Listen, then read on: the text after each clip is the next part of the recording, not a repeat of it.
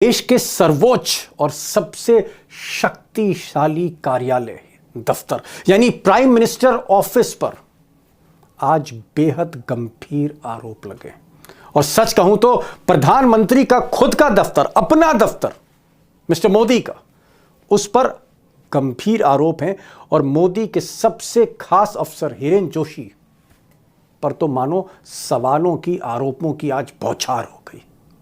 अब दोस्तों, इससे पहले कि मैं इल्जाम पर आऊं, इस तरीके से राहुल गांधी वोट चोरी के बड़े खुलासे करते हुए नजर आ रहे थे। अब देखिए सीधे तौर पर किस तरीके से प्रधानमंत्री नरेंद्र मोदी जी के दफ्तर के ऊपर बड़े आरोप लगाए गए हैं। दावा किया जा रहा है क्या प्रधानमंत्री नरेंद्र मोदी जी को जेल भेजने की तैयारी चल रही है। आखिर क्या कुछ करने जा रही है कांग्रेस पार्टी, राहुल गांधी का बड़ा ऐलान और बड़ा प्लान क्या है। हमारे साथ वरिष्ठ पत्रकार मौजूद है दीपक शर्मा, आप उनकी इस रिपोर्ट को देखिए। नमस्कार, मैं दीपक शर्मा, मेरे यूट्यूब मंच पर आपका स्वागत है। दोस्तों, देश के सर्वोच्च और सबसे शक्तिशाली कार्यालय दफ्तर यानी प्राइम मिनिस्टर ऑफिस पर आज बेहद गंभीर आरोप लगे। और सच कहूं तो प्रधानमंत्री का खुद का दफ्तर, अपना दफ्तर मिस्टर मोदी का, उस पर गंभीर आरोप मोदी जी के दफ्तर पर मोदी के सबसे खास अफसर हिरेन जोशी पर तो मानो सवालों की, आरोपों की आज बौछार हो गई। अब दोस्तों, इससे पहले कि मैं इल्जाम पर आऊं, मुझे लगता है कि यह बताना जरूरी है कि हिरेन जोशी को भले ही कम लोग जानते हों, लेकिन आज की तारीख में अमित शाह के बाद मोदी के सबसे खास आदमी हिरेन जोशी ही है। हिरेन जोशी मोदी के लिए सारा मीडिया मैनेजमेंट करते हैं। जितने भी न्यूज़ चैनल्स हैं, बड़े बड़े न्यूज़ चैनल्स हैं या फिर अखबार हैं, हिरेन जोशी के ही इशारों पर नाचते हैं।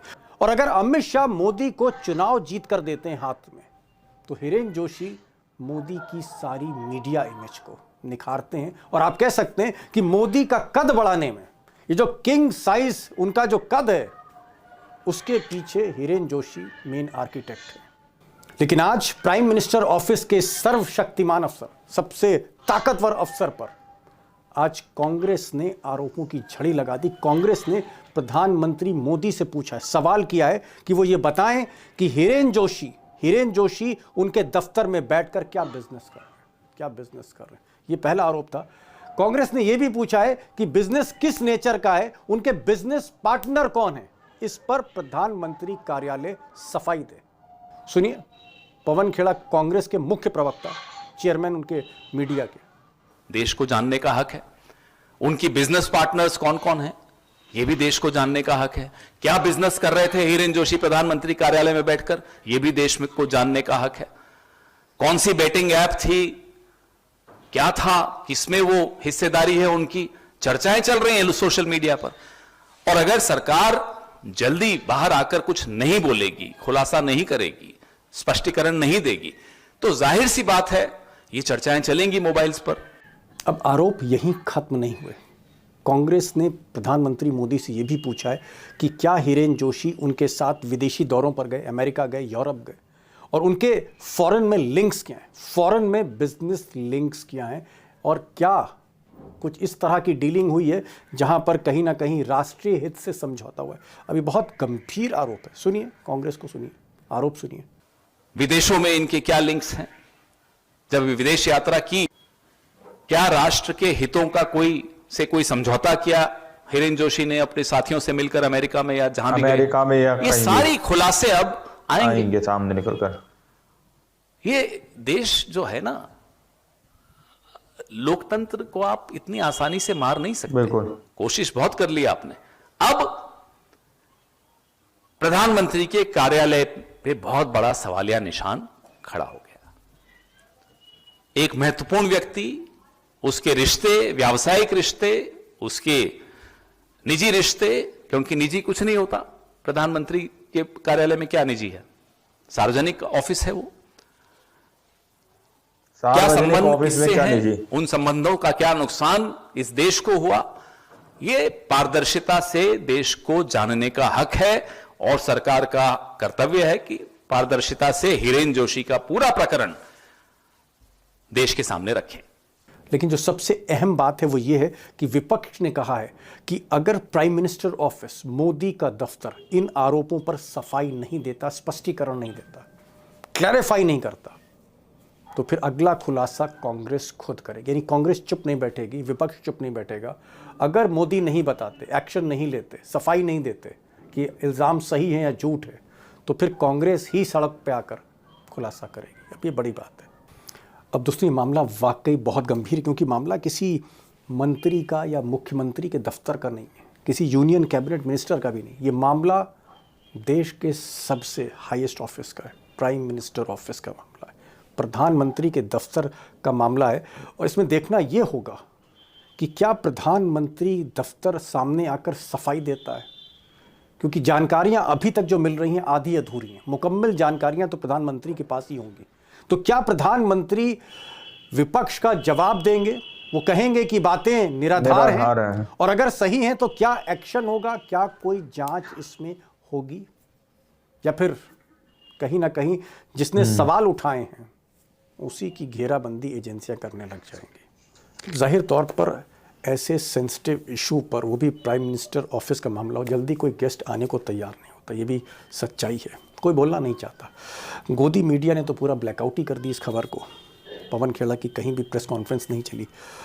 लेकिन मैंने कोशिश करी। मोदी जी के दफ्तर पर हमारे साथ आज गुजरात से सीधे जुड़ रहे हैं मयूर जानी साहब, पुराने पत्रकार हैं। मयूर जानी को मैंने इसलिए बुलाया क्योंकि 2010 से वो हिरेन जोशी को जानते हैं, जब हिरेन जोशी को मोदी जी ने पहली बार इंगेज किया था और उनको चीफ मिनिस्टर ऑफिस में रखा था, और चीफ मिनिस्टर ऑफिस से ही मोदी हिरेन जोशी को प्राइम मिनिस्टर ऑफिस में लाए।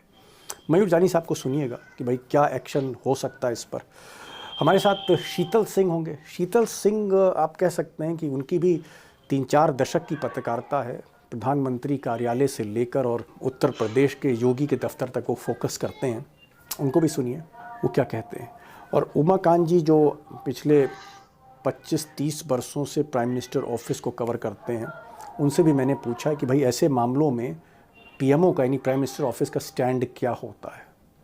मामले की इंटरनल जांच होगी या फिर इस पर कोई बाहर आके बयान भी दिया जाएगा?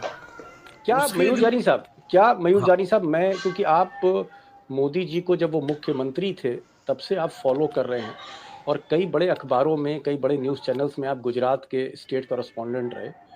क्या यही एक शख्स हैं जिनका नाम हिरेन जोशी है, जो मोदी जी को फेसबुक पे लाए, इंस्टाग्राम पे लाए, ट्विटर पे लाए, सोशल मीडिया पे लाए, मोदी जी को जो है, जो किंग साइज इमेज मोदी की बनी, क्या उसके पीछे हिरेन जोशी हैं? बहुत हद तक कह सकते हैं। मतलब मेजोरिटी अगर हमको, मतलब और लोग भी थे, लेकिन ये जो हिरेन जोशी जी थे उस समय, वो मैं मानता हूँ, और हम सबका मानना है, जो हम लोग जो सीएमओ कवर करते थे, या तो सीएमओ तो होता नहीं था, बेसिकली सीएम हाउस ही कवर करना होता था, जो आप कभी कर नहीं सकते। लेकिन ब्यूरोक्रेसी में हम लोग जब जाते थे, मिलते थे, तो पता यही चलता था कि भाई ये शख्स जो है वो बड़ा कुछ, मतलब मीडिया को लेकर बड़ा खास एक अपना जगह जो है बना रहा है। उस दौरान कुछ और लोग भी थे, लेकिन मीडिया और पर्टिकुलरली सोशल मीडिया की पावर, उसकी स्ट्रेंथ, और आने वाले समय में वो क्या हो सकता है उसको लेकर उपयोगी, शायद वो विजन जो उन्होंने दिया था नरेंद्र भाई को, मुझे वो भी याद है कि शायद शुरुआत में जब 2010 में अगर ट्वीट वगैरह जब शुरू हुए करना, मोदी साहब जी, शायद 2009 या 10 में ट्विटर पे आए, 10 में आए शायद मेरे ख्याल से जी। तो वो जो ट्वीट वगैरह लिखना, वो सब जो है वो हमको बताया जाता था कि ये हिरेन जोशी लिखते हैं। हिरेन जोशी की खासियत ये रही है, जो हमको उस समय पता चलता था, बताया जाता था कि जैसे आपने देखा होगा, मोदी साहब कहीं जाएंगे किसी और प्रदेश में, आएंगे सामने निकल, भिन्न राज्य में जाएंगे जहां अलग बोली बोली जाती है, या किसी देश में जाएंगे जहां अलग अंग्रेजी के अलावा कुछ और बोला जाता है, तो कुछ 2 या 1 लाइन बोलते हैं। आपने सुना होगा, हम सब सुनते हैं उनको। जी हाँ। ये जो है, इसका भी बताया जाता है कि आइडिया जो है हिरेन जोशी ने, ये हिरेन जोशी का आइडिया 2010 से मयूर जानी साहब, क्योंकि अहमदाबाद में रिपोर्टिंग करते थे गांधीनगर में, तब से हिरेन जोशी को जानते। हिरेन जोशी मोदी को फेसबुक पे लाए, ट्विटर पे लाए।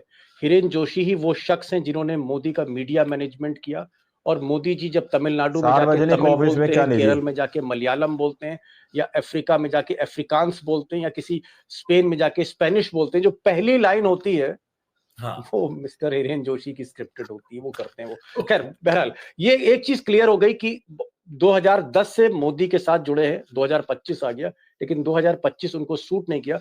मैं एक सवाल करना चाह रहा था आपसे लखेड़ा साहब, पवन खेड़ा को ये जो सीक्रेट जानकारी प्रधानमंत्री के दफ्तर के बारे में, हिरेन जोशी के बारे में मिली, क्या ये सरकार की तरफ से लीक की गई? जिस तरह से राहुल गांधी को तमाम डॉक्यूमेंट्स दिए गए इलेक्शन कमीशन के, क्या अब सरकार के ही कुछ लोग सरकार की जानकारियां कांग्रेस तक पहुंचा रहे हैं, विपक्ष तक?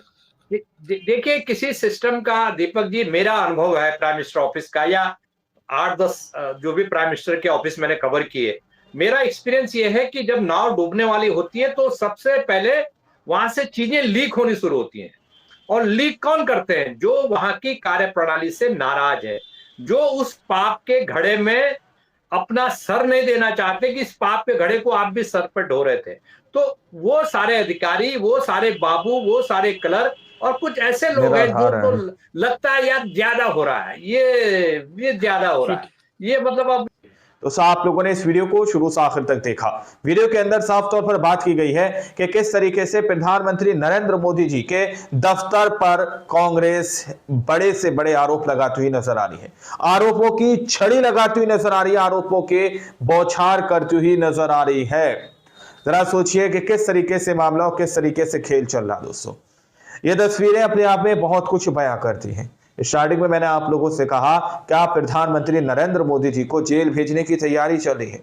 यह तो मुमकिन है ही नहीं। कितना भी आप आरोप लगा लो, आपको सिद्ध करना पड़ेगा, सबूत आप लोगों को सामने लाकर देना पड़ेंगे, तब जाकर जनता आप पर यकीन कर सकती है। अर्थात आरोप लगाने से कोई फायदा नहीं है। बाकी आप लोगों ने इस रिपोर्ट को देखा सुना, आप लोग इस रिपोर्ट के बारे में क्या सोचते हैं, क्या समझते हैं, अपनी राय कमेंट सेक्शन में जरूर दीजिएगा। मिलते हैं अगली वीडियो में, जब तक के लिए जय हिंद, जय भारत।